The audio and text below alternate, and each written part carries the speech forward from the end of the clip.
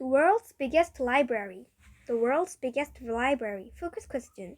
What is the Library of Congress and how does it preserve the history and culture of the United States? Introduction. In 1804, Meriwether Lewis and William Clark journeyed across North America to explore new land acquired by the United States. Along the way, they drew through a thorough maps that would aid future settlers and help the United States expand westward. Today, the map that guided them on their historic journey is kept safe at the Library of Congress. The Library of Congress is home to some of the most important documents in American history. America's Library. The Library of Congress is the National Library of the United States and the biggest library in the world. It's very different from your local library because it has books, artifacts, and documents that can't be found anywhere else. In some ways, it's more like a museum. When it was founded, the Library of Congress only had 740 books and 3 maps. Today, it has more than 38 million books and over 5 million maps. However, books and maps are not the only things that can be found in the Library of Congress. It also holds photographs, newspapers, letters, films, diaries, and more. All these things combined make up the library's collection. In total, the library has more than 168 million items in 470 languages. It continues to grow, adding around 12,000 items to its collection every day. Establishing the library. The founders of the United States knew that libraries were important. They believed that books and knowledge were necessary for a democracy to succeed. In 1800, Congress, a branch of the U.S. government that creates laws, voted to move the nation's capital from Philadelphia, Pennsylvania, to Washington, D.C., where it is today. With the support of President John Adams, Congress also voted to build a library in Washington, D.C. The library's chief purpose was to provide members of Congress a place to research and write the nation's laws. Thomas Jefferson was the third president of the United States. He played a major role in the library's rebirth after its original building and collection were destroyed in 1914. When British troops attacked Washington, D.C., they burned down many buildings including the White House and Capitol Building, where the original Library of Congress was located. Jefferson sold his own book collection to Congress to start a new library. Jefferson believed that it was important to be knowledgeable about many subjects, from history to science to create laws. These beliefs still guide the staff at the Library of Congress decides to add to its collection. Growth of the library. The Library of Congress is established with the support of President John Adams. British troops attack Washington, D.C., burning down the Capitol building, where the Library of Congress is located. President Thomas Jefferson sells his own book collection to Congress to rebuild the library. An accidental fire on Christmas Eve destroys much of the library's collection. As the library continues to grow, it no longer has enough space for its collection. Competition is held to find an architect to design a new building. After 7 years of construction, the new library building opens to the public. A second building is added as the library continues to grow. A third building named the James Madison Building is added to the library. The original 1897 library building is renamed in honor of Thomas Jefferson, and the 1939 building is named for John Adams. What's in the Library of Congress? In addition to items that help Congress people write laws, the library also collects anything that records the lives and accomplishments of the American people. This not only includes books, but also more surprising items like board games, musical instruments, and even a log of Thomas Jefferson's hair.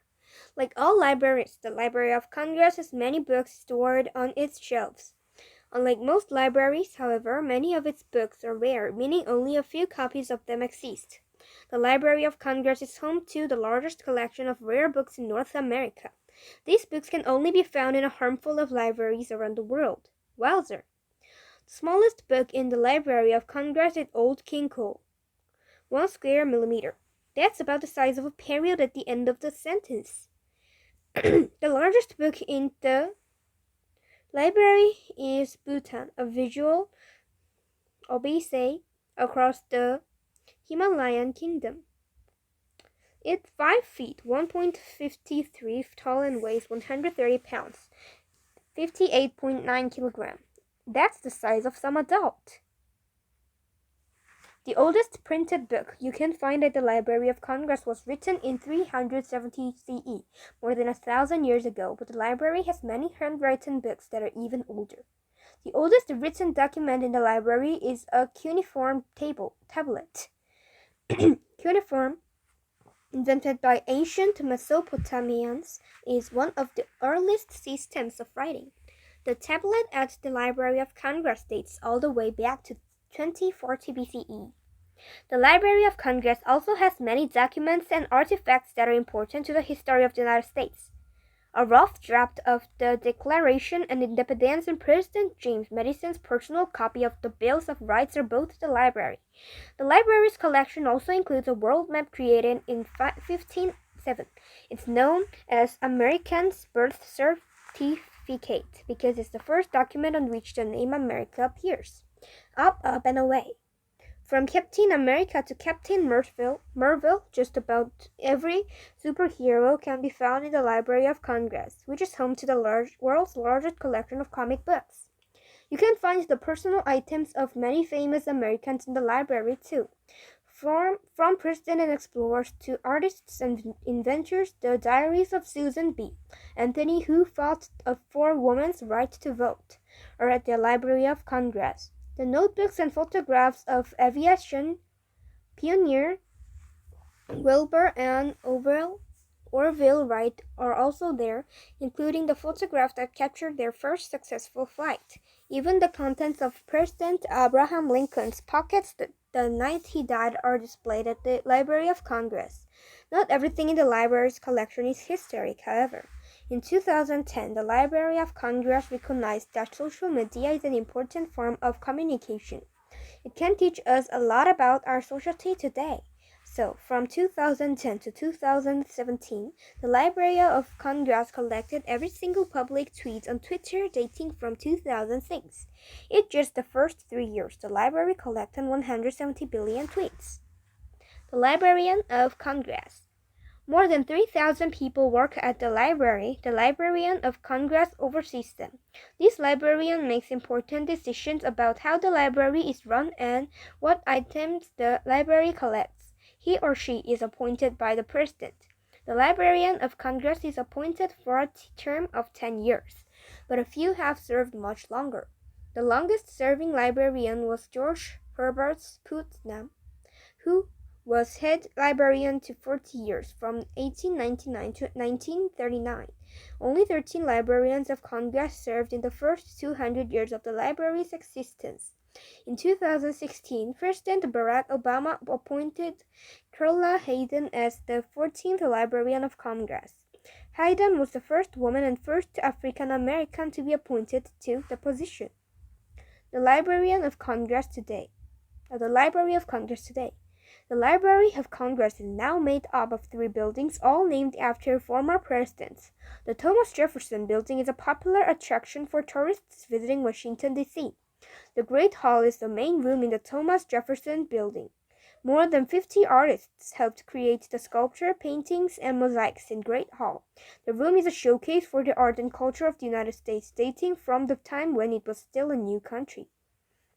Today, members of Congress still use the library to do research on subjects related to the laws they are writing. Only Congress people and other members of the government with special permission can take books and items from the library.